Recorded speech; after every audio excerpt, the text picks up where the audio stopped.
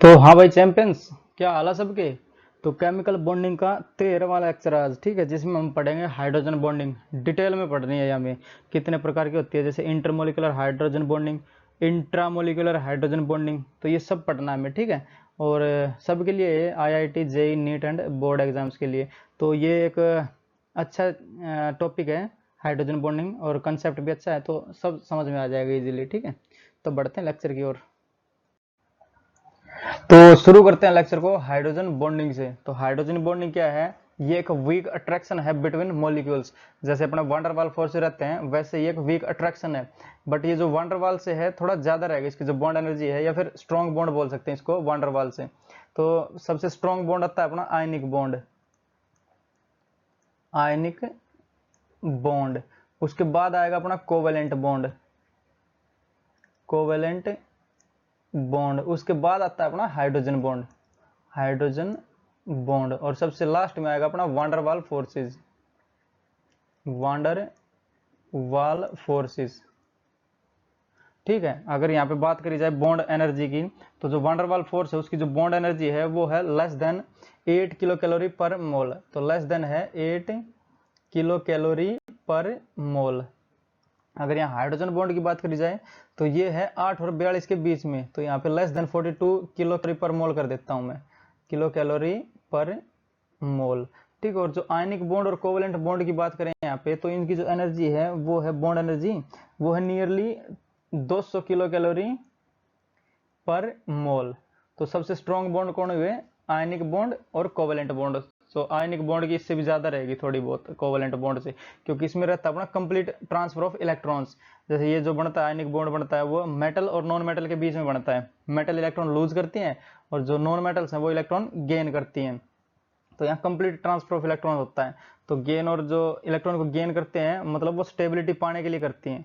तो ये इसमें तो कंप्लीट ट्रांसफर हो गया, इसमें क्या है, इसमें होगी शेयरिंग। तो यहाँ पे कंप्लीट नहीं है, तो कंप्लीट होएगा तो ज्यादा एनर्जी रिलीज होएगी, कोवेलेंट में ज्यादा एनर्जी रिलीज नहीं होएगी। तो जो आयनिक बॉन्ड है वो सबसे स्ट्रॉन्ग, फिर कोवेलेंट, फिर हाइड्रोजन बॉन्ड, फिर वांडरवाल फोर्सेस, समझे। जैसे जो हमें हाइड्रोजन बॉन्डिंग है वो देख लेते हैं कैसे कैसे बनेगी। तो मैं ले लेता हूँ यहाँ पे एक एटम ए, और एटम ए के साथ मैं जोड़ देता हूँ हाइड्रोजन को। और यहाँ पे कंडीशन क्या होगी, तो यहाँ पे लिख देता हूँ condition for hydrogen bonding, condition, condition for hydrogen bonding, ठीक है। तो मैंने एक एटम ए लिया और उसके साथ हाइड्रोजन को जोड़ दिया। तो जो ए है वो होना चाहिए अपना मोर इलेक्ट्रोनेगेटिव एटम। तो ये होएगा अपना मोर इलेक्ट्रोनेगेटिव एटम, मोर इलेक्ट्रोनेगेटिव एटम, एटम, ठीक है। जैसे यहाँ पे एग्जांपल लें तो FON हो जाएगा अपना, फ्लोरीन, ऑक्सीजन और नाइट्रोजन। तो ये अपने मोर इलेक्ट्रोनेगेटिव एटम है। तो सबसे ज्यादा इलेक्ट्रोनेगेटिव एटम कौन सा है अपना? फ्लोरीन, फिर ऑक्सीजन, फिर नाइट्रोजन। तो जो ए है एटम ए वो FON में से ही होना चाहिए। जैसे यहाँ पे आएगा FON, तो यहाँ पे जो इलेक्ट्रॉन्स है इसके शेयरिंग वाले, जैसे यहाँ पे जो जो बॉन्ड है इसको मैं दिखा रहा हूँ, तो ये अपने इलेक्ट्रॉन्स है। तो जो इलेक्ट्रोनेगेटिव एटम क्या करेगा, इसकी तरफ खींच लेगा इन इलेक्ट्रॉन्स को। तो यहाँ पे डेल नेगेटिव चार्ज आएगा, यहाँ पे आएगा डेल पॉजिटिव चार्ज। तो यहाँ डेल नेगेटिव और यहाँ पे डेल पॉजिटिव, क्योंकि ये इलेक्ट्रॉन्स को अपनी ओर खींच लेगा तो नेगेटिव चार्ज यहीं पे ही ज्यादा होएगा। तो ये डेल नेगेटिव मतलब पोलराइजेशन हो जाएगा इसका, जो ये अपना मॉलिक्यूल है ए और एच, ये जो बॉन्ड बन रहा है इसका पोलराइजेशन हो गया। या फिर इसको हम बोल सकते हैं डाइपोल, डाइपोल मोमेंट हो जाएगा इसका। जैसे यहाँ से पॉजिटिव से नेगेटिव की तरफ जाएगा, जो डाइपोल मोमेंट की डायरेक्शन रहती है वो वाली। तो ऊपर टाइप कर लो एक बार, डाइपोल मोमेंट नहीं आता तो, ठीक है। तो ये बनेगा। और जो बी एटम हम मान लेते हैं, हम बी एटम ये आया अपने पास, तो इसके पास होना चाहिए लोन पेयर, और ये भी होना चाहिए अपना मोर electronegative atom, more electronegative atom with lone pair, ठीक है, with lone pair, with lone pair, और स्मॉल इन साइज। तो ये स्मॉल इन साइज होना चाहिए। जो बी भी है वो भी होना चाहिए अपना FON, बी भी होएगा अपना FO और N, क्योंकि फ्लोरीन, ऑक्सीजन और नाइट्रोजन, ये सब छोटे हैं साइज में भी, साइज में छोटे होने चाहिए, मोर इलेक्ट्रोनेगेटिव एटम है, और इनके पास रहते हैं अपने लोन पेयर, फ्री पड़े रहते हैं वो शेयरिंग के लिए। जैसे यहाँ पे डेल नेगेटिव चार्ज और यहाँ पे करेक्शन डेल पॉजिटिव चार्ज और ये लोन पेयर, तो ये दोनों एक दूसरे को अट्रैक्ट करेंगे, तो ये बनेगा अपना हाइड्रोजन बॉन्ड। ठीक है, जो अट्रैक्शन से बनेगा ये बनेगा अपना हाइड्रोजन बॉन्ड, हाइड्रोजन बॉन्ड। ठीक है, और जो ये ए और एच के बीच में बनता है ये अपना बनता है कोवेलेंट बॉन्ड, क्योंकि यहाँ पे शेयरिंग ऑफ इलेक्ट्रॉन्स हो रहा है, शेयरिंग हो रही है ना इलेक्ट्रॉन्स की, तो कोवेलेंट बॉन्ड बनेगा, ये कोवेलेंट बॉन्ड बन जाएगा, ये समझ रहे हो। और ये है हाइड्रोजन बॉन्ड, तो इसके जैसे ये जो बॉन्ड है कोवेलेंट बॉन्ड को, इसको मैं एक्स मान लेता हूँ, जो हाइड्रोजन बॉन्ड इसको वाई मान लेता हूँ, तो इसकी बॉन्ड एनर्जी देखेंगे तो ये बॉन्ड एक्स माना मैंने और ये बॉन्ड माना वाई। तो जो बॉन्ड एक्स है या बॉन्ड एनर्जी ऑफ एक्स है, बॉन्ड एनर्जी ऑफ एक्स वो ऑलवेज ग्रेटर देन रहेगी, always greater than bond energy of Y.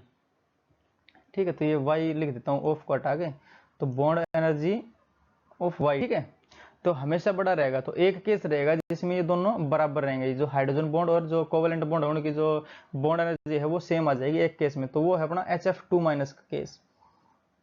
तो स्पेशल केस है वो, स्पेशल केस HF2-। ठीक है, जैसे यहाँ पे मैं ले लेता हूँ एक तो दो फ्लोरीन है अपने पास, तो यहाँ पे बनाता हूँ इसको, तो फ्लोरीन और एक हाइड्रोजन, तो जो फ्लोरीन है मोर इलेक्ट्रोनेगेटिव एटम है, तो यहाँ पे आएगा डेल माइनस और हाइड्रोजन पे आएगा डेल प्लस।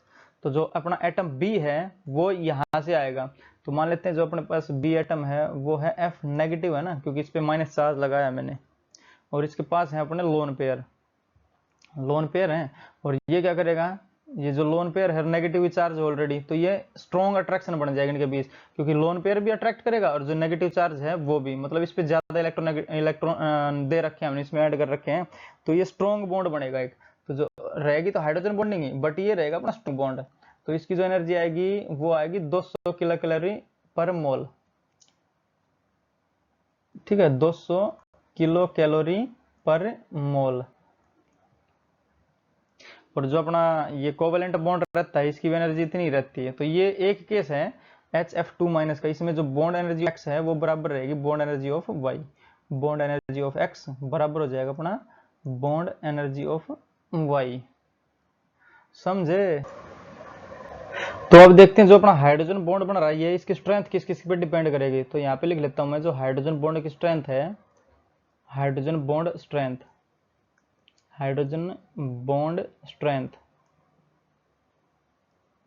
ठीक है, ये डायरेक्टली प्रोपोर्शनल हो जाएगी अपना जो इलेक्ट्रोनेगेटिव एटम ए है, ए ये वाला इलेक्ट्रोनेगेटिव एटम ए, तो इस पे डायरेक्टली डिपेंड करेगी, बताता हूँ कैसे। तो डायरेक्टली डिपेंड करेगी इलेक्ट्रोनेगेटिविटी एटम ऑफ ए।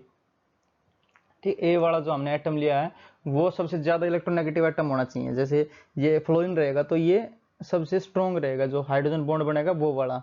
क्यों, क्योंकि ये जितने ज्यादा इलेक्ट्रॉन अपनी तरफ खींचेगा तो उतना ही ज्यादा पॉजिटिव चार्ज यहाँ पे आएगा। तो मान लेते हैं कंप्लीट खींच ले तो यहाँ पे पूरा पॉजिटिव चार्ज बन जाएगा, और यहाँ पे लोन पेयर तो अट्रैक्शन स्ट्रॉन्ग बनेगा, तो ये जो हाइड्रोजन बॉन्ड है वो स्ट्रॉन्ग हो जाएगा फिर। समझ रहे हो, ऐसे मान लेते हैं कम हुआ ये, तो ये जैसे नाइट्रोजन मान लेते हैं तो फ्लोरीन की तुलना में ये कम ही है, तो ये कम इलेक्ट्रॉन खींचेगा, कम इलेक्ट्रॉन खींचेगा तो यहाँ पे कम पॉजिटिव चार्ज डेवलप होगा, कम पॉजिटिव चार्ज डेवलप होगा तो अट्रैक्शन जो लोन पेयर और जो कम पॉजिटिव चार्ज इसका अट्रैक्शन कम हो जाएगा, तो हाइड्रोजन बॉन्ड अपना वीक हो जाएगा इस केस में। तो सबसे स्ट्रॉन्ग किस में रहेगा, FON। ठीक है, ये ऑर्डर हो जाएगा, सबसे स्ट्रॉन्ग रहेगा अपना फ्लोरीन में। समझ रहे हो। फिर देखते हैं जो एटम बी है वो क्या करेगा, तो ये इनवर्सली प्रोपोर्शनल हो जाएगा एटम बी के, तो 1 by इलेक्ट्रोनेगेटिविटी ऑफ बी।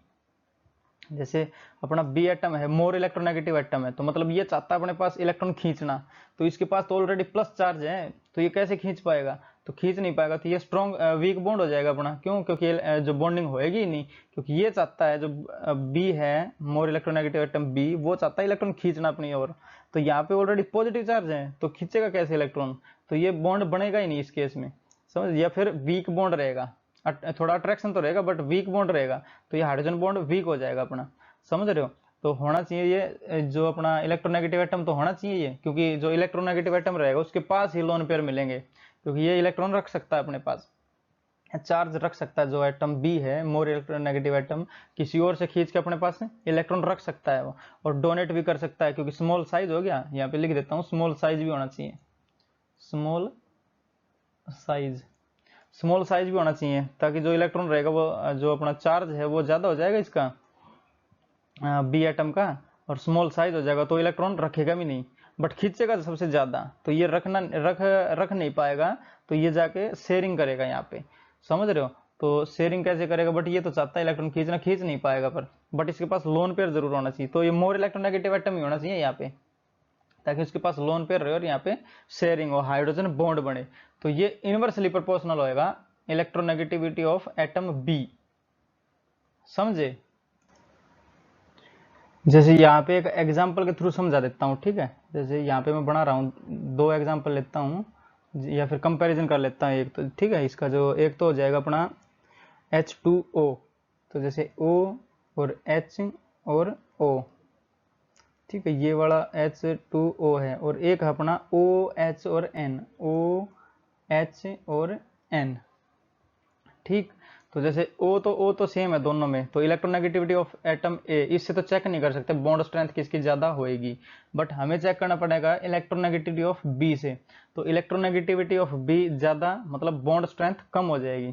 तो जैसे इलेक्ट्रोनेगेटिविटी ऑफ इस ऑक्सीजन की ज़्यादा रहती है, तो इसका जो बॉन्ड है ये वाला, ये वीक बॉन्ड हो जाएगा, ये हो जाएगा अपना वीक बॉन्ड, वीक बॉन्ड। और जो नाइट्रोजन है, इसकी इलेक्ट्रोनेगेटिविटी ऑफ एटम जो एन है नाइट्रोजन, उसकी कम है, जैसे FON आता है ना अपना, तो एन की कम है, तो इसका जो बॉन्ड है वो हो जाएगा स्ट्रॉन्ग, समझे। ये जो हाइड्रोजन बॉन्ड रहेगा ये होगा स्ट्रॉन्ग बॉन्ड, स्ट्रॉन्ग बॉन्ड। तो जो एटम बी आएगा वो FON से ही आना चाहिए, बट जिसकी इलेक्ट्रोनेगेटिविटी कम उसकी बॉन्ड स्ट्रेंथ ज़्यादा। ये जो ऑक्सीजन है इसके पास लोन पेयर है, जैसे यहाँ पे भी लोन पेयर है, और नाइट्रोजन के पास भी लोन पेयर है, जैसे ये लोन पेयर मैंने दिखाया है यहाँ पे, ठीक है।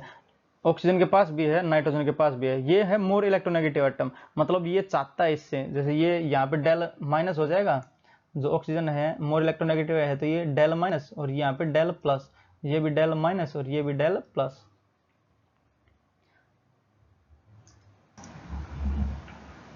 जैसे ये ऑक्सीजन है अपना, ये इससे इलेक्ट्रॉन चाहता है, क्योंकि मोर इलेक्ट्रोनेगेटिव एटम है, ये इलेक्ट्रॉन खींचना चाहता है, इसके पास है ही नहीं, तो कैसे खींचेगा, ये ज्यादा खींचना चाहता है, और जो नाइट्रोजन है वो कम खींचना चाहता है, मतलब ये इतना खींचना नहीं चाहता, तो ये इजीली बॉन्ड बनेगा ये वाला, और ये बॉन्ड बनेगा ही नहीं, क्योंकि इसके पास ऑलरेडी है ही नहीं इलेक्ट्रॉन, तो कहाँ से देगा ये। तो इस केस में जब आए इलेक्ट्रोनेगेटिव ऑफ बी कम रहेगी, तो जो बॉन्ड स्ट्रेंथ है वो ज्यादा हो जाएगी, तो इस केस में जो नाइट्रोजन है वो स्ट्रॉन्ग बॉन्ड रहेगा हाइड्रोजन बॉन्डिंग में, तो ये वाला अपना जीत जाएगा इस केस में, समझ रहे हो। मोर bond energy of hydrogen bond energy of hydrogen bond। तो अब देखेंगे हम जो हाइड्रोजन बॉन्डिंग है उसके टाइप्स देखेंगे, तो बढ़ेंगे नेक्स्ट स्लाइड पे।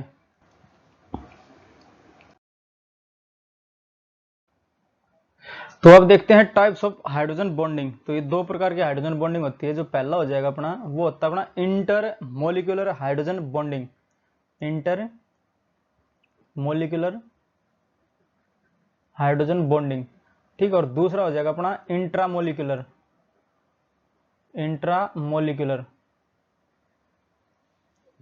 Hydrogen bonding.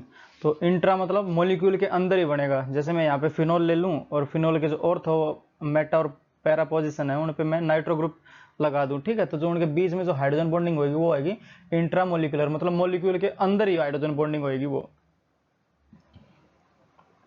समझे। और ये कैसा है इंटरमोलिकुलर, मतलब दो डिफरेंट मॉलिक्यूल्स के बीच में बन जाएगी जो हाइड्रोजन बॉन्डिंग होगी, वो हो जाएगी अपनी इंटरमोलिकुलर। तो हम स्टार्ट करेंगे पहले इंटरमोलिकुलर से, उसके बाद बढ़ेंगे इंट्रामोलिकुलर, ठीक है। तो इंटरमोलिकुलर से बढ़ेंगे हम इंटरमोलिकुलर हाइड्रोजन बॉन्डिंग, समझे। तो इसको पढ़ते हैं पहले। तो इसकी डेफिनेशन हो जाएगी, जो हाइड्रोजन बॉन्ड बनेगा वो दो डिफरेंट मॉलिक्यूल्स के बीच में बनेगा। Hydrogen bond will be formed, hydrogen bond will be formed between two different molecules, two different molecules. इसमें भी दो कंडीशन रहती हैं, दो केस रहते हैं। जो केस 1 हो जाएगा अपना ए वाला, वो हो जाएगा होमो मोलिकुलर हाइड्रोजन बॉन्डिंग, और एक हो जाएगा हेट्रोमोलिकुलर। जैसे होमो मोलिकुलर हाइड्रोजन बॉन्डिंग, ठीक है। इस केस में क्या हो जाएगा, जैसे जो अपने वाटर के मॉलिक्यूल्स हैं, वाटर वाटर दूसरे से चिपक जाएगा एक दूसरे से, तो वो हाइड्रोजन बॉन्डिंग हो जाएगी। जैसे यहाँ पे HO और ये H2O लेना हमें, तो ये HO और ये H, ठीक है। दो H2O के मॉलिक्यूल्स हैं, और यहाँ पे ये मोर इलेक्ट्रोनेगेटिव एटम है, तो ये क्या करेगा, ये यहाँ से खींच लेगा इलेक्ट्रॉन्स इसके। जैसे ये वाला इसके इलेक्ट्रॉन खींचेगा, तो जो ऑक्सीजन है उस पर डेल माइनस आ जाएगा, डेल माइनस, और इस पे आ जाएगा अपना डेल प्लस, ठीक है। ऐसे ही इसमें से हो जाएगा डेल माइनस और डेल प्लस। तो ये और ये वाला क्या करेगा, इस पे डेल प्लस लेके आएगा, इस पे डेल माइनस, क्योंकि ऑक्सीजन मोर इलेक्ट्रोनेगेटिव एटम है। ये डेल माइनस और ये डेल प्लस। अब जो डेल माइनस और डेल प्लस है, इनके बीच में हो जाएगी एक बॉन्डिंग, ठीक है, क्योंकि ये नेगेटिव चार्ज और ये पॉजिटिव चार्ज, तो यहाँ पे हो जाएगी एक बॉन्डिंग, जिसको हम बोलेंगे हाइड्रोजन बॉन्डिंग, ठीक है। तो ये वाले हो जाएगी अपनी हाइड्रोजन बॉन्डिंग। तो इसी प्रकार से एक दूसरा ऑक्सीजन इधर से आएगा तो इस हाइड्रोजन को चिपकाएगा, एक इधर से आएगा ऑक्सीजन इस हाइड्रोजन को चिपकाएगा, एक इधर से आएगा वो इस हाइड्रोजन को चिपकाएगा, एक इधर से आएगा तो वो इस हाइड्रोजन को चिपकाएगा। समझ रहे, ये जो बॉन्डिंग होगी अपनी, ये होगी होमो मोलिकुलर हाइड्रोजन बॉन्डिंग। जैसे सेम प्रजाति के ना जो हाइड्रोजन जो H2O है, ये है अपना। जैसे HF का कर लेता हूँ यहाँ पे केस एक, HF, तो H और एक अपने पास F, और एक H और एक है अपने पास F, ये है होमो। और हेट्रो का भी दिखाएंगे, यहाँ पे दिखा देंगे हेट्रो वाले। तो जैसे ये मोर इलेक्ट्रोनेगेटिव एटम फ्लोरीन, तो ये अपने इलेक्ट्रॉन यहाँ पे खींचेगा, ठीक है। और यहाँ पे डेल प्लस और डेल माइनस, और ये फ्लोरीन में डेल माइनस और डेल प्लस, तो इन दोनों के बीच में बनेगी, क्योंकि ये नेगेटिव और ये पॉजिटिव, एक बॉन्डिंग बनेगी यहाँ पे, ये भी अपनी हो जाएगी हाइड्रोजन बॉन्डिंग, समझे। तो ये कहलाएगी अपनी हाइड्रोजन बॉन्डिंग। तो अगर एक और केस ले लो, तो यहाँ पे NH3 का ले लेना अपना, NH3 का करके देख लेना, ठीक है। तो यहाँ पे हम बढ़ेंगे हेट्रो मोलिकुलर हाइड्रोजन बॉन्डिंग की ओर। तो जो बी टाइप हो जाएगा किसमें, जो इंटरमोलिकुलर हाइड्रोजन बॉन्डिंग है उसमें, तो यहाँ पे बी टाइप लिख देता हूँ, यहाँ पे बी, वो हो जाएगी अपनी हेट्रोमोलिकुलर हाइड्रोजन बॉन्डिंग, हेट्रोमोलिकुलर हाइड्रोजन बॉन्डिंग, ठीक है। जैसे ये कैसे हो जाएगा अपना, एक तो एल्कोहल ले लेता हूँ और एक ले लेता हूँ वाटर। यहाँ पे जैसे एल्कोहल लिखते हैं हम ROH, R कोई एल्काइल ग्रुप हो सकता है कोई भी, ठीक है। जैसे मिथाइल CH3 जोड़ दिया, यहाँ पे C2H5 जोड़ दिया, इथाइल जोड़ दिया, कुछ भी हो सकता है R वाला यहाँ पे। तो ये बनेगा अपना ROH, यानी एल्कोहल, एल्कोहल। और एक हम यहाँ पे लेंगे वाटर अपना, ठीक है, वाटर, यानी H2O, H2O, ठीक है। तो इसका जो चित्र है, डायग्राम है, वो बना देता हूँ यहाँ पे। जैसे R हो जाएगा यहाँ पे O, और यहाँ पे H, ROH, और यहाँ पे आएगा अपना H2O का मॉलिक्यूल, H2O, HOH, और यहाँ पे फिर ले लेते हैं हम ROH, यानी एल्कोहल ले लेते हैं, तो ROH, RO और H, ठीक है। तो ये क्या करेगा, ये जो ऑक्सीजन है ये यहाँ से इलेक्ट्रॉन खींचेगा, यहाँ से भी खींचेगा, तो यहाँ पे डेल माइनस, तो ये हो जाएगा अपना डेल माइनस, और ये हो जाएगा अपना डेल प्लस, ठीक। यहाँ पे भी डेल प्लस, और यहाँ पे डेल माइनस, यहाँ पे डेल प्लस, यहाँ पे डेल माइनस, समझे। तो इन दोनों के बीच में जो बनेगी, ये वाली जो बॉन्डिंग बनेगी, ये वाली, ये बनेगी अपनी हाइड्रोजन बॉन्ड, क्योंकि यहाँ पे माइनस और यहाँ पे प्लस, तो ये बनता है अपना हाइड्रोजन बॉन्ड। जैसे ये भी हाइड्रोजन बॉन्ड बन जाएगा अपना, समझ रहे हो। तो ये है अपना हेट्रोमोलिकुलर हाइड्रोजन बॉन्डिंग, तो ये हाइड्रोजन बॉन्ड बनेगा, ये भी हाइड्रोजन बॉन्ड बनेगा अपना, ठीक है। और इसके एग्जांपल्स देखते हैं नेक्स्ट स्लाइड पे। तो यहाँ पे केस लेते हैं एक बोरिक एसिड का और एक लेंगे कार्बोक्सिलिक एसिड का, ठीक है। तो एक पहले वाला ले लेता हूँ बोरिक एसिड, बोरिक एसिड यानी H3BO3, तो ये हमेशा मिलता है हमें डाइमर में, ठीक है। तो 2 पे मिलता है ये, जैसे ये 2 लगा दिया, मतलब ये डाइमर है इसका, डाइमर। डाइमर में ही हमें मिलता है। जैसे अगर इसको हमने मोलर वेट निकाला H3BO3 का, तो मान लेते हैं इसका 60 आया हमारा, तो हमने ओरिजिनल में दिखा वो 120 दिखा, मतलब इसका डबल दिखा, तो हम समझ गए जो बोरिक एसिड है वो डाइमर में एग्जिस्ट करेगा अपना। तो H3BO3 अपना है डाइमर में, ठीक है। तो इसको मैं जो स्ट्रक्चर है वो बनाता हूँ, कैसे कैसे जुड़े रहते हैं बी के साथ। तो ये अपना बोरोन, ये ऑक्सीजन और ये ऑक्सीजन, और यहाँ पे एक ऑक्सीजन, और इसके साथ जुड़े रहेंगे अपने हाइड्रोजन, हाइड्रोजन, हाइड्रोजन, हाइड्रोजन और हाइड्रोजन, ठीक। और दूसरा एक मॉलिक्यूल तो ये हो गया अपना, और एक और लेते हैं यहाँ पे दूसरे वाला, तो इसका थोड़ा सही सेम सा करता हूँ इसको, ये भी हाइड्रो अपना। तो एक और लेंगे यहाँ पे मॉलिक्यूल इसका, जैसे ये बी और ये ओ और ये एच, और ये बी और ये ओ, जैसे ये ओ और ये एच, ठीक। और ये ओ और ये एच, ठीक है। तो ऐसा क्यों बनाया, क्योंकि यहाँ पे होगी इनकी हाइड्रोजन बॉन्डिंग। तो ये वाला बॉन्ड हाइड्रोजन बॉन्ड और ये वाला बॉन्ड हाइड्रोजन बॉन्ड, ठीक है। हाइड्रोजन बॉन्ड बढ़ोगे इनके बीच में। तो ये जो प्रोसेस रहेगी ये कहलाएगी अपनी डायमराइजेशन, और जो ये रिंग बनी है ये कहलाएगी अपनी चिलेशन। तो इसको रिंग को पहले लिख देता हूँ यहाँ पे, जो रिंग कहलाएगी अपनी वो कहलाएगी chelation, formation of ring, chelation, chelation, formation of ring, formation, formation of ring due to any interaction, formation of ring due to any interaction, ठीक है। और ये जो प्रोसेस होती है ये होती है अपनी डाइमर से बना है डाइमराइजेशन, ये वाला डाइमराइजेशन की इसकी प्रोसेस रहती है, डाइमराइजेशन, ठीक है। तो यहाँ पे हाइड्रोजन बॉन्डिंग रहेगी, ये कौन सी रहेगी, इंटरमोलिकुलर रहेगी, मतलब दो मॉलिक्यूल्स बने हैं तो दो मॉलिक्यूल्स के बीच में रहेगी अपनी इंटरमोलिकुलर। तो यहाँ पे दूसरा एग्जांपल लेते हैं हम कार्बोक्सिलिक एसिड का,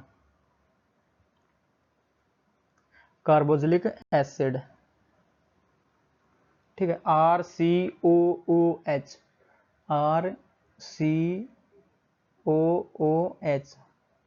OOH, और ये भी हमेशा मिलता है डाइमर में। जैसे इसका मोलर वेट देखा तो उसका डबल आया, जो भी हमारा RCOH निकल के आया, मान लेते इसका 120 आया तो ये 240 बनेगा मिला हमें, ठीक है। तो ये भी डाइमर में ही एग्जिस्ट करेगा हमें। तो इसका भी यहाँ पे स्ट्रक्चर बनाते हैं एक बार। तो जैसे RCOH है, इसको कैसे लिखेंगे हम, तो ये R C double bond O और बॉन्ड O और H, ठीक है। ये होता है अपना कार्बोक्सिलिक एसिड। तो इससे हमें बनाना पड़ेगा अपना जो स्ट्रक्चर है, कैसे हाइड्रोजन बॉन्डिंग होगी वो दिखाते हैं यहाँ पे। जैसे ये R है, ये तो यहाँ पे सेम रह जाएगा, तो R और C, और C के ऊपर लगा है डबल बॉन्ड, तो डबल बॉन्ड O और एक यहाँ पे O और यहाँ पे H, ठीक है। ऐसा ही दूसरा है, जो दूसरा जो मॉलिक्यूल है इसका वो यहाँ से आ जाएगा। तो ये R और यहाँ पे लगा दिया मैंने C, और यहाँ पे लगा दिया बॉन्ड O, और यहाँ पे लगा दिया हमें बॉन्ड H, ठीक है। और यहाँ पे लगा दिया मैंने डबल बॉन्ड O। तो इसके बीच में अब दो हाइड्रोजन बॉन्डिंग बन रही है, जैसे यहाँ पे हाइड्रोजन बॉन्ड बनेगा और यहाँ पे हाइड्रोजन बॉन्ड बनेगा, ठीक है, हाइड्रोजन बॉन्ड और हाइड्रोजन बॉन्ड। तो ये भी अपने चिलेशन ही प्रक्रिया है, जैसे एक रिंग बन गई ना ड्यू टू एन इंट्रैक्शन, यानी हाइड्रोजन बॉन्डिंग के इंट्रैक्शन के कारण यहाँ पे बन गई है रिंग, तो ये कहलाएगी अपनी चिलेशन, फॉर्मेशन ऑफ रिंग। और ये रहेगी अपनी हाइड्रोजन बॉन्डिंग, H बॉन्डिंग, और ये वाली भी अपनी हाइड्रोजन बॉन्डिंग है।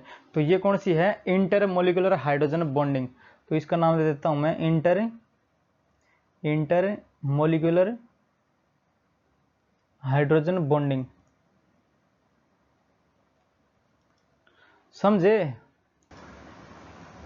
जैसे यहाँ पे एक स्पेशल केस और दिखा देता हूँ यहाँ पे, क्योंकि जगह बची हुई है ना, आगे बढ़ेंगे तो स्लाइड ही बढ़ रही है हमारी, तो यहाँ पे जगह है तो इसलिए मैं यहीं पे दिखा दे रहा हूँ, इतने में ही आ जाएगा। स्पेशल केस है ये, बस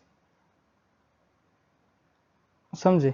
वो है अपना क्लोरोफॉर्म और एसीटोन का, जो कार्बन है वो यहाँ पे हाइड्रोजन, मतलब जो इलेक्ट्रॉन्स है वो खींच लेगा और हाइड्रोजन पे अपना पॉजिटिव चार्ज क्रिएट करेगा, ठीक है। तो ये किस किस के बीच में है, क्लोरोफॉर्म,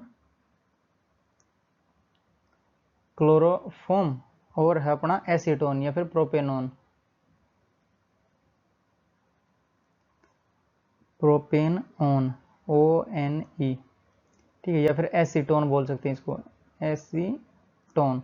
CH3COCH3, जैसे ये है CH3COCH3। क्लोरोफॉर्म होता है अपना CHCl3, CHCl3। ठीक है, इसका बनाता हूँ, जैसे यहाँ पे बना रहे हैं हम, तो CH और Cl3 है तो ये C और ये H, और Cl 3 है तो 1 2 और 3 Cl अपने पास, Cl और Cl। ठीक है, तो ये जैसे जो क्लोरीन है वो मोर इलेक्ट्रोनेगेटिव है, जो अपना ये है करेक्शन ऑर्गेनिक केमिस्ट्री है ये, तो इसमें जो कार्बन है वो यहाँ से इलेक्ट्रॉन खींचेगा। क्यों खींचेगा? जो क्लोरीन है वो मोर इलेक्ट्रोनेगेटिव एटम, तो वो कार्बन से खींचेगा। जैसे 3 क्लोरीन लगे हैं यहाँ पे, 3 क्लोरीन लगे हैं, तो यहाँ पे जो डेल प्लस चार्ज आएगा यहाँ पे, ये भी खींचेगा, इससे ये भी खींचेगा, ये भी खींचेगा। समझे? तो जैसे इलेक्ट्रॉन खींचेंगे इससे, तो इसके पास पड़ेगी कमी इलेक्ट्रॉन्स की, और वो खींचेगा हाइड्रोजन से अपने। तो यहाँ जैसे हाइड्रोजन से इलेक्ट्रॉन खींचते दिखा देता हूँ, तो कार्बन पे आएगा डेल माइनस और हाइड्रोजन पे आएगा डेल प्लस, क्योंकि जैसे जो क्लोरीन वाले एटम है वो खींच रहे हैं कार्बन से। फिर कार्बन कहाँ से खींचेगा? कार्बन अपने कम वाले इलेक्ट्रोनेगेटिव एटम से खींचेगा, तो हाइड्रोजन से खींचेगा यहाँ पे। ठीक, और यहाँ पे इसका बना रहता है जो CH3COH है, उस CH3COCH3 यानी एसीटोन है, इससे देखते हैं हम। तो इसको और बना लेते हैं, जो C डबल बॉन्ड O रहेगा वो यहाँ पे आ जाएगा, तो C डबल बॉन्ड O यानी डबल बॉन्ड O C, और 2 ग्रुप लगे हैं CH3 के, तो CH3 और CH3, CH3 और CH3। तो यहाँ पे एक बनेगा अपना हाइड्रोजन बॉन्डिंग। ठीक है, तो ये एक स्पेशल केस था जो कि ऑर्गेनिक केमिस्ट्री में आता है अपना। तो ये रहेगा अपना हाइड्रोजन बॉन्डिंग, H बॉन्डिंग। समझे? जो हालांकि जो कार्बन है वो इतने इलेक्ट्रॉन खींचता नहीं है, बट उसके पास पहले ही कम कर दिया इसने, जो क्लोरीन है उसने, तो ये कहाँ से लेगा अपना? ये खींचेगा हाइड्रोजन से। तो हाइड्रोजन पे डेल प्लस चार्ज, कार्बन पे डेल माइनस चार्ज, और इस पे लोन पेयर रहता ही है जो ऑक्सीजन है अपना एसीटोन के पास या प्रोपेनोन के पास, तो ये खींचेगा इससे इलेक्ट्रॉन्स। तो यहाँ पे डेल प्लस क्रिएट होएगा, यहाँ पे लोन पेयर है तो यहाँ पे बॉन्ड बनेगा, जो ये कहलाएगी अपनी हाइड्रोजन बॉन्डिंग। तो यहाँ पे लिख देता हूँ इसको, स्पेशल केस है ये, स्पेशल केस ऑर्गेनिक केमिस्ट्री का है। तो अब अपने क्वेश्चन किस प्रकार से आएंगे? क्वेश्चन आएंगे कौन सा इसमें से ज्यादा सोल्यूबल है। ठीक है, तो बढ़ते हैं नेक्स्ट स्लाइड पर, क्वेश्चन लेते हैं इसके विच इज मोर सोल्यूबल। तो देखते हैं क्वेश्चन हमारा, which is more soluble in water. जैसे Na+ है और NH4 है, इसमें हमें टिक लगाना है कौन सा ज्यादा सोल्यूबल रहेगा इन वाटर में। और जैसे ये एल्कोहल है, ये अमीन है अपना, अमीन और एल्कोहल, एल्कोहल और अमीन, इनमें से हमें बताना कौन सा मोर सोल्यूबल इन वाटर है। जैसे ये इसके केस की बात करें तो यहाँ पे लिखता है सोडियम आयन है अपने पास ये, तो Na+ है, और जो यहाँ पे मान लेते हैं जो वाटर मॉलिक्यूल अपने वो डाइपोल डाइपोल में आएंगे। जैसे ये वाटर का मॉलिक्यूल, ये वाटर का मॉलिक्यूल, ये वाटर का मॉलिक्यूल, ये वाटर का मॉलिक्यूल, और एक ये वाटर का मॉलिक्यूल, क्योंकि जो वाटर है वो अपना डाइपोल में ही तो रहेगा। जैसे H2O है, H2O, और ये जैसे 2 बनाता हूँ, इसको चित्र ही बना देता हूँ एक बार H2O का, तो HO और H, तो ऑक्सीजन यहाँ पे मोर इलेक्ट्रोनेगेटिव एटम, तो ये इसके ऊपर आएगा डेल माइनस, और इस पे आएगा डेल प्लस, और इसी तरह से इस पे आएगा डेल प्लस। तो जो अपने डाइपोल का जो डायरेक्शन रहती है वो रहती है positive to negative, less electronegative atom to more electronegative atom. तो जैसे ये से इधर से ये हो जाएगी और इधर से ये हो जाएगी। ठीक है, तो ये एक बनता है अपना डाइपोल, डाइपोल क्रिएट होगा, मतलब एक प्लस चार्ज आएगा, एक पे नेगेटिव आ गया। तो ये जो नेगेटिव और पॉजिटिव, मतलब डाइपोल दिखा रहा हूं मैं यहाँ पे, तो ये नेगेटिव और ये पॉजिटिव, ये नेगेटिव ये पॉजिटिव, ये नेगेटिव ये पॉजिटिव, ये नेगेटिव ये पॉजिटिव, ये नेगेटिव और ये पॉजिटिव। तो ये कौन सा इंटरेक्शन हो जाएगा? जैसे ये आयन है और ये डाइपोल है, तो आयन डाइपोल इंटरेक्शन है ये, आयन आयन डाइपोल इंटरेक्शन। ठीक है, आयन डाइपोल इंटरेक्शन है जो कि वीक फोर्स में आता है, वांडरवाल फोर्स है। वांडरवाल फोर्स का जो पहला मैंने लिखवाया, तो 5 टाइप के होते हैं, उसमें फर्स्ट टाइप का है ये। ठीक है, आयन डाइपोल मोमेंट इंटरेक्शन, तो ये है वांडरवाल फोर्सेस, वांडर वाल फोर्सेस।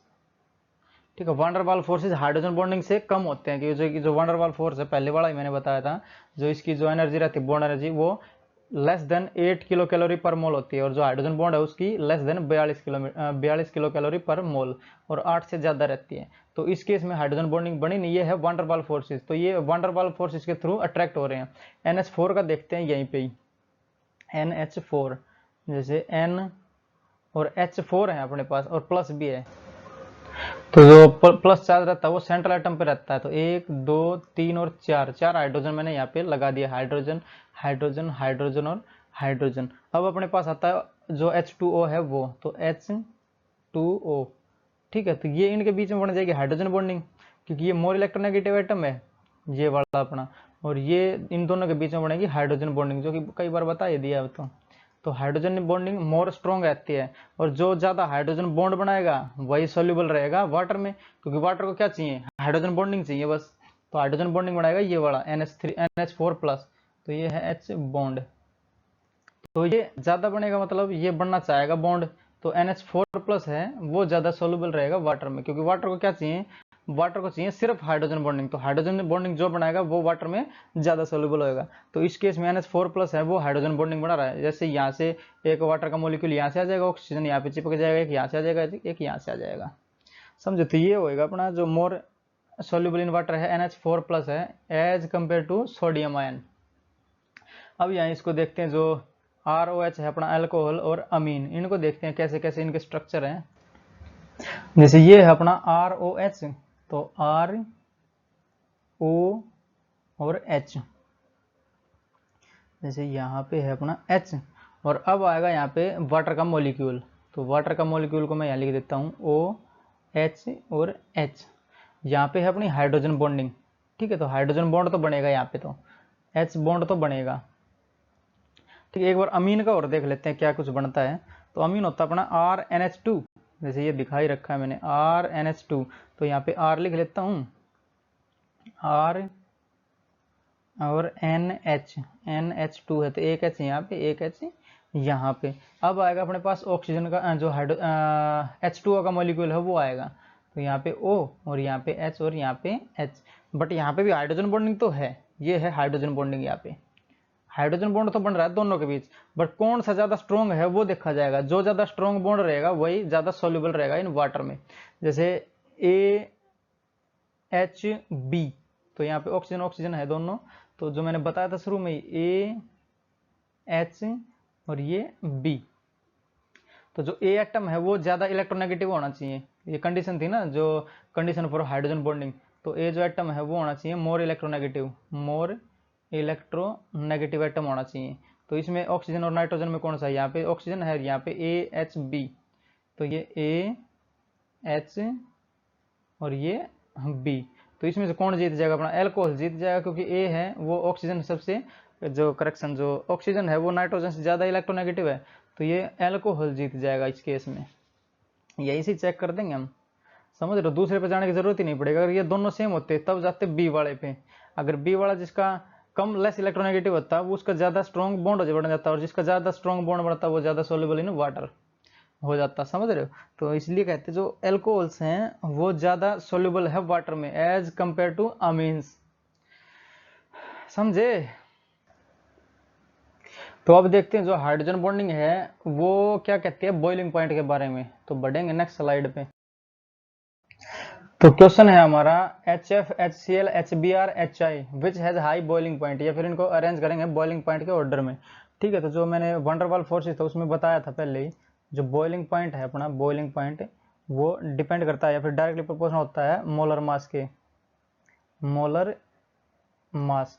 और जो मोलर मास है वो डायरेक्टली प्रोपोर्शनल होता है एटॉमिक वेट के, एटॉमिक वेट, एटॉमिक वेट के। और एटॉमिक वेट किस पे रहता है, नंबर ऑफ इलेक्ट्रॉन्स पे, number of protons and neutrons पे, ठीक है। तो या फिर इसको डायरेक्टली प्रोपोर्शनल कर देता हूं मैं वंडरवाल फोर्सेस, वंडरवाल फोर्सेस, क्योंकि जिसका नंबर ऑफ प्रोटॉन्स ज्यादा रहेंगे वो तो इलेक्ट्रॉन्स को ज्यादा खींचेंगे, तो वंडरवाल फोर्स रहेगा उसका ज्यादा, तो ज्यादा वंडरवाल फोर्स तो मोर दी बॉइलिंग पॉइंट, ठीक है। बट इस केस में हाइड्रोजन बॉन्डिंग जीत जाएगी, देखना एक बार बताता हूँ। जैसे इसका सबसे ज्यादा रहेगा क्योंकि इसका साइज बड़ा है, इसमें जो नंबर ऑफ प्रोटॉन्स है वो ज्यादा है, या फिर मोलर मास इसका, मोलर वेट इसका ज्यादा है, तो HI आएगा सबसे पहले, HI, फिर आएगा अपना HBr, HBr, और फिर आएगा अपना HCl, और फिर आना चाहिए था HF का, बट HF चला जाएगा सबसे आगे। क्यों? क्योंकि इसमें है हाइड्रोजन बॉन्डिंग, तो HF सबसे ज्यादा रहेगा, इसका बॉइलिंग पॉइंट हाइड्रोजन बॉन्डिंग है, और हाइड्रोजन बॉन्ड स्ट्रॉन्ग रहते हैं as compare to van der Waals forces. ठीक है, तो ये है इसमें हाइड्रोजन बॉन्डिंग। और एक और केस ले लेते हैं, जैसे यहाँ पे मैं लिख देता हूँ जो H2O, H2S, H2SC, H2Te, जो टोलेरियम वाला है, ऑक्सीजन, सल्फर, सेलेनियम और टोलेरियम। तो H2O इसका सबसे ज्यादा रहेगा क्योंकि इसमें है हाइड्रोजन बॉन्डिंग। फिर आ जाएगा अपना H2Te टोलेरियम, फिर सेलेनियम H2Se, और फिर अपना आएगा H2S जो कि ग्रुप 16 है ना अपना, ग्रुप 16, ऑक्सीजन, सल्फर, सेलेनियम, टोलेरियम। टोलेरियम का सबसे जो वेट है वो ज़्यादा रहेगा। क्यों? क्योंकि इसके पास जो अपना एटॉमिक नंबर है वो सबसे ज़्यादा है, सबसे ज़्यादा रहेगा, तो उसका मोलिकुलर जो वान डेर वाल फोर्स है वो ज़्यादा रहेगा, और वान डेर वाल फोर्स ज़्यादा तो बॉइलिंग पॉइंट ज़्यादा, तो इसलिए ये ज़्यादा है। बट ये है H2O के केस में यहाँ पे हाइड्रोजन बॉन्ड बनता है, हाइड्रोजन बॉन्ड वान डेर वाल फोर्स से कहीं ज़्यादा है। ठीक है, तो इसलिए सबसे ज़्यादा इसका H2O का रहेगा, फिर H2Te, H2SC और H2S का। समझे? तो यहाँ पे लेते हैं जो आइस है वो क्यों फ्लोट करती है वाटर पे। तो यहाँ पे हम क्वेश्चन लेंगे इसका, question Y ice floats on water,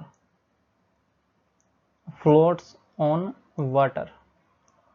तो इसका जो आंसर है वो हो जाएगा, क्योंकि जो अपनी आइस है उसकी डेंसिटी कम है, तो इसका आंसर लिखेंगे हम यहाँ पे, आंसर डेंसिटी ऑफ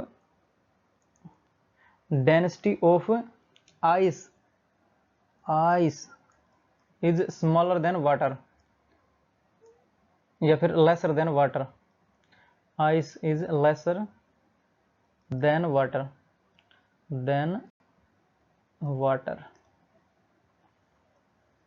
जैसे अगर जो वाटर है अपना उसकी अगर 1 ग्राम पर सेंटीमीटर क्यूब लें, तो जो अपनी आइस है उसकी हो जाएगी 0.9 ग्राम पर सेंटीमीटर क्यूब। ठीक है, तो ये होगी। बट हमें क्वेश्चन फिर आता है जो डेंसिटी ऑफ आइस है वो कम क्यों होती है वाटर से, तो यहाँ पे हम लिखेंगे इसका जो स्ट्रक्चर बनाएंगे पहले आइस का। ठीक, तो जैसे यहाँ पे पहले जो डेंसिटी है उसका फॉर्मूला लिख देते हैं हम, तो डेंसिटी बराबर है मास अपॉन वॉल्यूम, तो मास अपॉन वॉल्यूम। ठीक है, वॉल्यूम कम डेंसिटी ज्यादा, वॉल्यूम ज्यादा डेंसिटी कम। ठीक है, तो इसका हम एक स्ट्रक्चर बनाते हैं आइस का। तो आइस में क्या होता है, वाटर के मॉलिक्यूल रहते हैं H2O, तो ये एक केज लाइक स्ट्रक्चर बनता है इसका। कैसे बनता है? Cage like structure. जैसे H2O है तो यहाँ पे O, यहाँ पे H, यहाँ पे H। ठीक, फिर यहाँ पे एक H और, फिर यहाँ पे O, यहाँ पे H। ठीक है, फिर यहाँ पे H और, यहाँ पे O, यहाँ पे H, फिर यहाँ पे H और यहाँ पे O और यहाँ पे H। ठीक है, इनको बीच में बनेगी हाइड्रोजन बॉन्डिंग, जैसे ये वाला बॉन्ड बनेगा तो हाइड्रोजन बॉन्डिंग। ठीक है, hydrogen bonding, hydrogen bonding, hydrogen bonding और ये हाइड्रोजन बॉन्डिंग। ठीक है, तो केज लाइक स्ट्रक्चर बन रहा है ना ये, तो इसको हम बोलेंगे cage like structure, cage like structure. ठीक है, तो ये बीच में रह गया वॉइड, सो स्पेस रह गया, ये जैसे वॉइड रह गया, ये स्पेस रह गया, मतलब इसके बीच में जगह रहेगी। अगर जगह रहेगी तो इसका वॉल्यूम करेगा इंक्रीज। ठीक है, वॉल्यूम इंक्रीज करेगा तो डेंसिटी करेगी डिक्रीज, तो ये कारण है डेंसिटी आइस की है वो कम है वाटर से। ठीक है, तो इसलिए जो आइस है वो फ्लोट करती है। बट अब एक क्वेश्चन और आता है, जो वाटर है अपना वो भी तो हाइड्रोजन के जो H2O है इसके मॉलिक्यूल से ही तो बना है, तो उसका ये स्ट्रक्चर क्यों नहीं बना? तो जब भी तो ये एक्सप्लेनेशन होएगा इसका, तो इसके लिए हम बढ़ेंगे नेक्स्ट स्लाइड में और देखते हैं उसका एक्सप्लेनेशन क्या क्या है। बढ़ेंगे नेक्स्ट स्लाइड में। तो इसको हम समझें जो केज लाइक स्ट्रक्चर है अपना आइस का, उसी से तो आइस रहती है अपनी 0 डिग्री पे, तो आइस है अपनी 0 डिग्री पे, और जो डेंसिटी का फॉर्मूला था वो यहाँ पे लिख देता हूँ। तो डेंसिटी बराबर है मास और अपॉन वॉल्यूम। ठीक है, तो यहाँ पे मैं आइस का स्ट्रक्चर बनाता हूँ जो कि केज लाइक स्ट्रक्चर रहता है अपना। तो ये हाइड्रोजन, ये ऑक्सीजन, और ये एक हो जाएगा अपना हाइड्रोजन। ठीक है, और ये एक ऑक्सीजन, और ये हाइड्रोजन, और एक ये वाला हाइड्रोजन, H2O वाले सारे मॉलिक्यूल यहाँ पे लगाएंगे हम। तो ये एक ऑक्सीजन और ये हाइड्रोजन और ये भी एक हाइड्रोजन। ठीक है, और एक ऑक्सीजन हम यहाँ पे लगा देते हैं इसको। तो ये ऑक्सीजन और एक यहाँ पे हाइड्रोजन और एक यहाँ पे हाइड्रोजन। ठीक है, तो इसमें हम हाइड्रोजन बॉन्डिंग देखते हैं कहाँ कहाँ बनेगी। तो यहाँ पे हाइड्रोजन बॉन्डिंग बनेगी, यहाँ पे बनेगी, यहाँ पे बनेगी और यहाँ पे बनेगी। ठीक है, तो इसकी हाइड्रोजन बॉन्डिंग दिखा देते हैं हम यहाँ पे, यहाँ पे, यहाँ पे और एक यहाँ पे। तो यहाँ पे बीच में रह जाएगा अपना वॉइड, जो रिक्त स्थान है वो, और ये होगा अपना cage like structure, cage like structure. ठीक है, तो जैसे ये फॉर्मूला तो हमने लिख दिया, आइस है 0 डिग्री पे, तो हम 0 डिग्री आइस से इसको पिघलाएंगे यहाँ पे, तो इसको एनर्जी देनी पड़ेगी। तो 0 डिग्री है आइस, तो इसको हम हीट करेंगे, तो हीट करेंगे तो ये बनेगा अपना 0 डिग्री पे वाटर, जो स्टेट चेंज होती है। तो यहाँ पे है स्टेट चेंज, स्टेट चेंज। ठीक, उसके बाद क्या है, इसको हम और हीट दें, और एनर्जी देंगे इसको, तो और एनर्जी देंगे तो ये 4 डिग्री पे आएगा, और जो इसकी डेंसिटी है वो हो जाएगी मैक्सिमम, डेंसिटी मैक्सिमम हो जाएगी यहाँ पे। ठीक है, डेंसिटी होगी मैक्सिमम, और इसको अगर फर्दर इसको हीट करेंगे तो ये एक्सपेंशन शुरू हो जाएगा इसका। फर्दर हीट करेंगे तो ये हो जाएगा इसका शुरू एक्सपेंशन, एक्सपेंशन होगा तो इसकी जो डेंसिटी है वो डिक्रीज करेगी। एक्सपेंशन होता है जब किसी चीज को और हीट करेंगे तो उसके जो मॉलिक्यूल्स है वो दूर भागने लगेंगे, दूर भागेंगे तो यहाँ पे एक्सपेंशन होएगा, एक्सपेंशन होएगा तो उसका वॉल्यूम बढ़ेगा, वॉल्यूम बढ़ेगा तो डेंसिटी हो जाएगी कम, तो यहाँ पे डेंसिटी डिक्रीज करेगी, डेंसिटी डिक्रीजेस। समझ रहे हो? जैसे 0 डिग्री पे जो एनर्जी देके हम क्या कर रहे हैं, 0 डिग्री पे जो एनर्जी दे रहे हैं वो यहाँ पे जो हाइड्रोजन बॉन्ड बन रहे हैं ये वाले, इनको हम तोड़ रहे हैं। तो जैसे जैसे ये हाइड्रोजन बॉन्ड टूटेंगे यहाँ पे, तो इसमें पानी भरना शुरू हो जाएगा, जो वॉइड है वो, तो ये जो वॉल्यूम है वो डिक्रीज होना शुरू होएगा, क्योंकि इसमें पानी भर जाएगा तो वॉल्यूम मान लेते हैं ये बचेगा फिर, और इतना पानी भर गया तो ये वॉल्यूम बचेगा, वॉल्यूम कम होगा तो डेंसिटी इंक्रीज करेगी। तो ये चलेगा, जैसे डेंसिटी यहाँ पे इंक्रीज करी, यहाँ पे फिर इंक्रीज करेगी, तो 4 डिग्री तक इसका जो डेंसिटी है वो इंक्रीज करती है। 4 डिग्री तक जो हाइड्रोजन बॉन्ड का टूटने का फैक्टर है वो डोमिनेट करता है, और उसके बाद 4 डिग्री के बाद जो एक्सपेंशन है वो शुरू होता है। मतलब उसके बाद है जो हीट देंगे तो जो मॉलिक्यूल हैं वो दूर जाना चाहेंगे, जिसको हीट मिलेगी तो वो जो मॉलिक्यूल्स हैं वो दूर जाना चाहेंगे, तो डेंसिटी डिक्रीज करेगी उसके इसमें। क्यों? क्योंकि जो दूर जाएंगे तो उसका जो वॉल्यूम है वो बढ़ेगा। समझ रहे हो? जैसे मान लेते हैं इसी में इसको और एनर्जी दे तो इसके मॉलिक्यूल दूर चले जाएं, तो जो ये वॉइड स्पेस है ये और बड़ा हो जाएगा, मतलब इसका जो वॉल्यूम है वो इंक्रीज करेगा, वॉल्यूम इंक्रीज करेगा तो डेंसिटी डिक्रीज करेगी। ठीक है, हमेशा। तो 4 डिग्री पे ही जाके इसकी मैक्सिमम डेंसिटी होगी, उसके बाद हो जाएगा एक्सपेंशन शुरू और डेंसिटी डिक्रीज करेगी। समझ रहे हो? तो जब आइस जो है वो वाटर पे फ्लोट करती है, बता दिया ना क्यों? क्योंकि इसकी जो डेंसिटी है वो कम है, और जो H2O के बीच में वो क्यों नहीं होता? क्योंकि यहाँ पे जो रिक्त स्थान है वो भर जाता है, जो हाइड्रोजन बॉन्डिंग टूटने की वजह से। समझे? और एक जो 4 डिग्री पे आता है वो अपना आता है एनोमलस बिहेवियर ऑफ वाटर। तो यहाँ पे देखते हैं उसको, एनोमलस बिहेवियर ऑफ वाटर। तो इसको व्हाइट पेन से लिख देता हूं, anomalous behaviour of water, anomalous behaviour, behaviour of water. ठीक है, वाटर का एनोमलस बिहेवियर मतलब 4 डिग्री पे दिखाता है। जो अपने जलीय जंतु, जीव जंतु रहते हैं वो पौंड में कैसे जीवित रहते हैं। जैसे यहाँ पे मैं पौंड बना लेता हूँ, एक उसका थोड़ा समझाता हूँ कैसे आएगा वो। तो जैसे ये है अपने पास पौंड, ये पौंड है अपने पास, और मैं यहाँ पे बना लेता हूँ मछली। जैसे मछली ज्यादा जिंदा रहती है तो 1 और 1 2, ये मछलियां अपने पास, और यहाँ पे भरा है अपना पानी। तो एनोमलस बिहेवियर देखते हैं, जो जीव जलीय जंतु वो कैसे जीवित रहते हैं पौंड में। तो जैसे ये अपने पास पानी है और विंटर सीजन है अब, क्योंकि सर्दियों में तो ठंडा पानी होएगा, विंटर सीजन। ठीक, जैसे जैसे हम मान लेते हैं यहाँ पे 6 डिग्री का हुआ, तो 6 डिग्री का होएगा टेम्परेचर, तो ये जो अपने सरफेस वाले जो पानी के मॉलिक्यूल्स हैं वो डेंस हो जाएंगे, क्योंकि वो सिकुड़ जाएंगे ना, श्रिंक होएंगे, वो मतलब कॉन्ट्रैक्ट होएंगे, उसकी एनर्जी कम होएगी ना, तो वो कॉन्ट्रैक्ट होकर नीचे जाएंगे, डेंस बन जाएंगे, कॉन्ट्रैक्ट होएंगे और डेंस बन जाएंगे, तो वो नीचे जाएंगे। तो मतलब पूरे टेम्परेचर जो पौंड का टेम्परेचर है वो 6 डिग्री हो जाएगा। हम शुरुआत कर रहे हैं 6 डिग्री से, पौंड ले रहे हैं ये। और फिर मान लेते हैं 5 डिग्री का हुआ, यहाँ पे 5 डिग्री टेम्परेचर हुआ बाहर का, तो पहले वाला जो सरफेस है वो 5 डिग्री पे जहाँ पे और डेंस हो जाएगा, क्योंकि टेम्परेचर कम होएगा। जैसे टेम्परेचर हम घटाते हैं 0 डिग्री पे, जो अपना आइस बनती है वो टेम्परेचर कम होएगा इसका, तो जो डेंस मोर डेंस हो जाएगा वो, और डेंस हो जाएगा तो अपना और नीचे जाएगा वो, तो पूरे तालाब का पानी हो जाएगा 5 डिग्री। फिर आता है अपना 4 डिग्री, तो जैसे जैसे पूरा 4 डिग्री हो जाएगा ऐसे ही, और 4 डिग्री बाद 3 डिग्री पे जाएगा तो वो जाएगा ही नहीं। क्यों नहीं जाएगा वो समझते हैं इसका, यही तो एनोमलस बिहेवियर आएगा यहाँ पे। तो जो 4 डिग्री है, 4 डिग्री पे आता है अपना मैक्सिमम डेंसिटी, तो उससे ज्यादा डेंस हो ही नहीं सकता जो ये पानी बना है वो, तो पानी बचा है पौंड में, 4 डिग्री से ज्यादा डेंस हो ही नहीं सकता 4 डिग्री पे। तो उसके बाद शुरू होएगा अपना एक्सपेंशन, ठीक है, एक्सपेंशन होएगा, या फिर इस केस में चल लो या फिर इस नीचे वाले केस में चल रहे हो, ऊपर चलोगे तो एक्सपेंशन होएगा, मतलब जो एक्सपेंड करना शुरू हो जाएंगे उसके बाद। ये तो मैक्सिमम डेंसिटी थी, एक्सपेंशन होएगा तो उसका वॉल्यूम बढ़ेगा और डेंसिटी डिक्रीज करेगी, समझ रहे हो। जैसे जैसे वॉल्यूम बढ़ा तो डेंसिटी करेगी डिक्रीज, एक्सपेंशन में क्या होता है वॉल्यूम इंक्रीज करता है और डेंसिटी करती है अपनी डिक्रीज, मतलब वो और नीचे नहीं जाएगा, डेंस है ही नहीं, वो हल्का रह जाएगा अपना। तो वो जो ऊपर वाली सरफेस है वो पूरी बर्फ से बन जाएगी, मतलब एक चद्दर सी ढक जाएगी इस पे, और नीचे का जो है ये 4 डिग्री का रह जाएगा, नीचे का टेम्परेचर रह जाएगा इसका 4 डिग्री का, और जो ऊपर वाली है वो एक फोम बन जाएगी, यहाँ पे परत बन जाएगी एक आइस की परत, ठीक है, आइस सरफेस। समझ रहे हो कैसे चल रहा है ये। तो जो 4 डिग्री पे है तो ये जो इसमें जो ऑक्सीजन रहेगी उसी से जीवित रहेंगे अपने जलीय जीव। समझ में आया एनोमलस बिहेवियर ऑफ वाटर।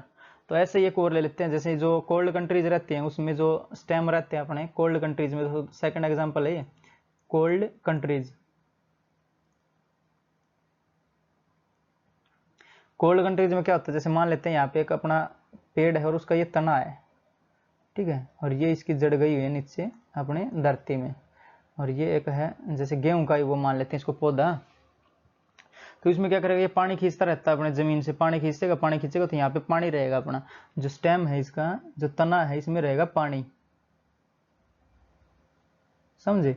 तो जो ये पानी रहेगा जैसे ही 4 डिग्री जगह जाएगा तो इसकी जो डेंसिटी हो मैक्सिमम हो जाएगी। 4 डिग्री से जैसे नीचे करेंगे इसको तो ये एक्सपेंशन शुरू कर देगा, मतलब ये फूल जाएगा, इसका वॉल्यूम बढ़ेगा, तो वॉल्यूम बढ़ेगा तो इसका तना फट जाता है बीच से, जो क्रॉप डिस्ट्रॉय होती हैं वो इसी कारण होती हैं, क्रॉप डिस्ट्रॉय, डिस्ट्रॉयड क्रॉप्स, ठीक है, इन कोल्ड कंट्रीज, समझे। तो यहाँ पे जो कंट्रीज है इसकी स्पेलिंग ठीक कर लो, COUNTRIES, ठीक है, कंट्रीज, कोल्ड कंट्रीज, समझे। तो इसमें जो तना है वो फट जाता है, जैसे पाइप में पानी देते हैं किसी भी फसल में हम पानी दे रहे हैं, तो पाइप से जो प्लास्टिक के पाइप उसमें से पानी जा रहा है, तो इसे 4 डिग्री पे आएगा तो उसकी जो डेंसिटी है वो मैक्सिमम हो जाएगी, और 4 डिग्री से जैसे ही कम जाएगा तो उसका एक्सपेंशन शुरू हो जाएगा, एक्सपेंशन होगा तो वो जो पाइप है वो फट जाता है बीच से, समझ रहे हो। तो ये है एनामेलस बिहेवियर ऑफ वाटर, समझ में आया। तो एक और क्वेश्चन आ जाता है, जैसे जो अपना वाटर है वो कितने हाइड्रोजन बॉन्ड बनाएगा किसी मॉलिक्यूल के साथ। जैसे यहाँ पे हाइड्रोजन का जो अपना हाइड्रोजन बॉन्ड दिखाएंगे वाटर के मॉलिक्यूल में, इतनी जगह में दिखा देता हूँ, छोटा सा ही टॉपिक है ये, कितने हाइड्रोजन बॉन्ड बना सकता है एक वाटर मॉलिक्यूल। जैसे ये अपने पास है HO और H, ठीक है, जैसे देखने में तो लगेगा ये 3 ही बना सकता है, बट इसके पास जो ऑक्सीजन है इसके पास 2 लोन पेयर रहते हैं अपने, तो एक लोन पेयर और एक लोन पेयर, ठीक है। तो ये 4 बॉन्ड बना सकता है, जैसे यहाँ पे हाइड्रोजन का और मॉलिक्यूल आ जाए तो यहाँ पे हाइड्रोजन, यहाँ पे हाइड्रोजन, और यहाँ पे ऑक्सीजन चिपक जाए, यहाँ पे ऑक्सीजन चिपक जाए, तो 4 बॉन्ड बन सकते हैं इसके, ठीक है। तो 4 hydrogen bonds, H bonds, 4 hydrogen bonds can be found with the help of 1 molecule of water, समझे। तो अब हम बढ़ेंगे जो अपना इंट्रा मॉलिक्यूलर बचा हुआ था हाइड्रोजन बॉन्डिंग उसकी तरफ बढ़ेंगे, नेक्स्ट स्लाइड। तो देखते हैं अब इंट्रामोलिकुलर हाइड्रोजन बॉन्डिंग क्या होती है। जैसे हमारे पास एक मॉलिक्यूल रहेगा उसके अंदर ही हो जाएगी ये हाइड्रोजन बॉन्डिंग। जैसे मैं पहले थोड़ा इसका बारे में डिटेल डिस्क्रिप्शन दे देता हूँ। जैसे अपने पास एक फिनोल है, तो ये अपना फिनोल OH लगा है यहाँ पे, फिनोल, और जो इसकी पोजिशन हैं, ये वाली पोजिशन ऑर्थो, ये मेटा, ये पैरा। तो यहाँ पे लिख देता हूँ मैं ortho, Meta, para, ortho, Meta और पैरा। अगर इसको याद करना तो ओम प्रकाश कर लेते हैं, ओम प्रकाश, समझे। तो हम यहाँ पे एक नाइट्रो ग्रुप लगाते हैं, नाइट्रो ग्रुप लगाते हैं, यहाँ पे बनेगी हाइड्रोजन बॉन्डिंग। तो वो देखते हैं कैसे बनेगी। तो ये फिनोल है अपना एक,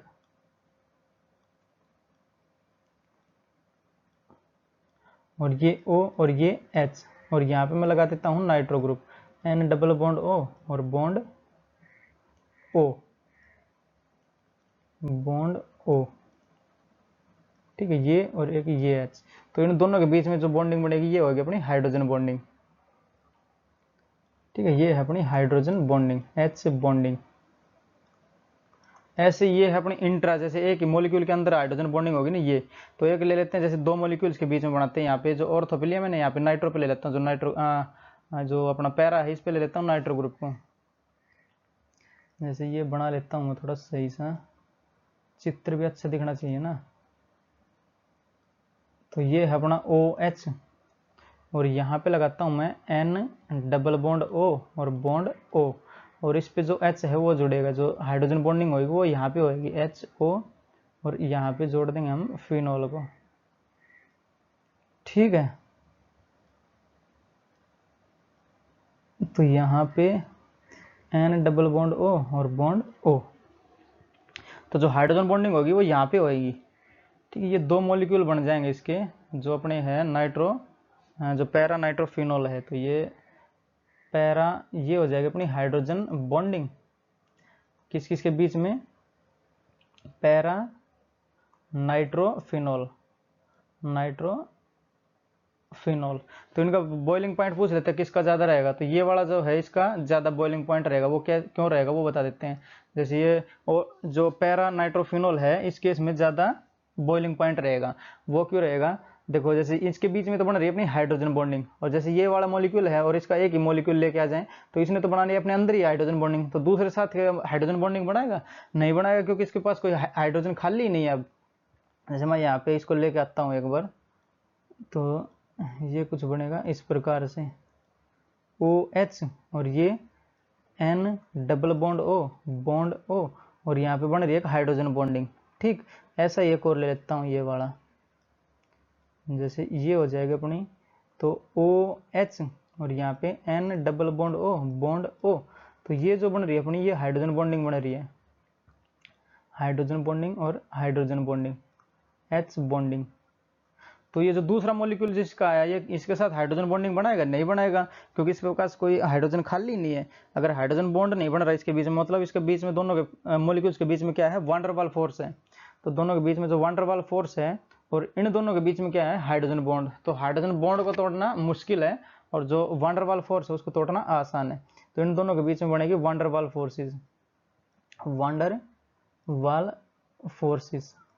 जो वान डेर वाल फोर्स है उसकी जो बॉन्ड एनर्जी है वो लेस देन 8 किलो कैलोरी पर मोल, और इसकी हो जाएगी अपनी जो हाइड्रोजन बॉन्ड है उसकी, तो उसकी है लेस देन 42 किलो कैलोरी पर मोल, और 8 से ज़्यादा है, समझ रहे हो। तो ये ज़्यादा, इसको तोड़ने के लिए ज़्यादा एनर्जी की जरूरत पड़ेगी, बॉइलिंग पॉइंट इसका ज़्यादा हो जाएगा, ठीक है। तो रोकते हैं लेक्चर को यहीं पे।